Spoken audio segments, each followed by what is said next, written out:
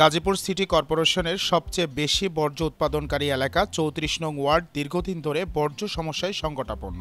এই সমস্যা সমাধানে আজ নেওয়া হলো বড় উদ্যোগ। জাইকার কারিগরি সহায়তার গাজীপুর সিটি কর্পোরেশন শুরু করেছে মডেল পরিচ্ছন্নতা ক্যাম্পেইন। বর্জ্যটাকে কিভাবে কমানো যায় আমাদের এই প্রকল্পের মাধ্যমে গাজীপুর সিটি কর্পোরেশন এবং জাইকার অর্থায়নে এর মাধ্যমে ইউডিসিপি প্রকল্পের মাধ্যমে আমরা চেষ্টা করতেছি কতটুকু এটা বর্জ্যটাকে কতটুকু কমানো যায়। বৃহস্পতিবার সকাল 10টায় শরীফপুর সরকারি প্রাথমিক বিদ্যালয় মাঠ থেকে র্যালির মাধ্যমে কর্মসূচির উদ্বোধন করেন সিটি কর্পোরেশনের তত্ত্বাবধায়ক প্রকৌশলী হাসিবুল ইসলাম। র্যালিতে অংশগ্রহণকারীরা রাস্তা থেকে ময়লা তুলে নির্দিষ্ট স্থানে রাখেন।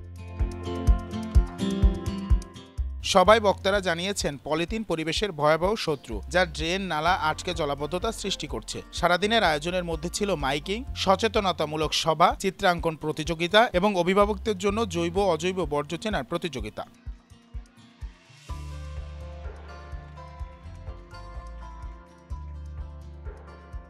স্থানীয়রা আশা করছেন বাজার ও কারখানার বর্জ্য যেন আবাসিক এলাকায় প্রবেশ না করে, তা সিটি কর্পোরেশনের কঠোর নজরদারির মাধ্যমে নিশ্চিত হবে। সিটি কর্পোরেশনেও জানিয়েছে নিয়মিত মনিটরিং, জনসচেতনতা এবং নাগরিক সহযোগিতা থাকলে ৩৪ নং ওয়ার্ডকে মডেল হিসেবে গড়ে তোলা সম্ভব। এভাবেই শুরু হতে পারে পরিচ্ছন্ন, স্বাস্থ্যকর ও আমাদের যে ময়লা ব্যবস্থাপনা, এটা আমাদের সিটি কর্পোরেশনের অন্যতম দায়িত্ব এবং সেই লক্ষ্যে আমরা বিভিন্ন উদ্যোগ গ্রহণ করেছি। সেই উদ্যোগের আলোকেই আজকে আমাদের এখানে আসা এবং আপনাদের যে ওয়ার্ডটা, আমাদের ৫৭টা ওয়ার্ডের মধ্যে ৩৪ নম্বর ওয়ার্ডকে জায়গার থেকে এটা আমরা পাইলট ওয়ার্ড হিসেবে ধরা হয়েছে। আমরা এটাকে পরিষ্কার পরিচ্ছন্ন ওয়ার্ড, মানে পরিপূর্ণ পরিষ্কার পরিচ্ছন্ন ওয়ার্ড হিসেবে ঘোষণা করার টার্গেট নিয়েছি। স্মার্ট গাজীপুরের পথ চলা।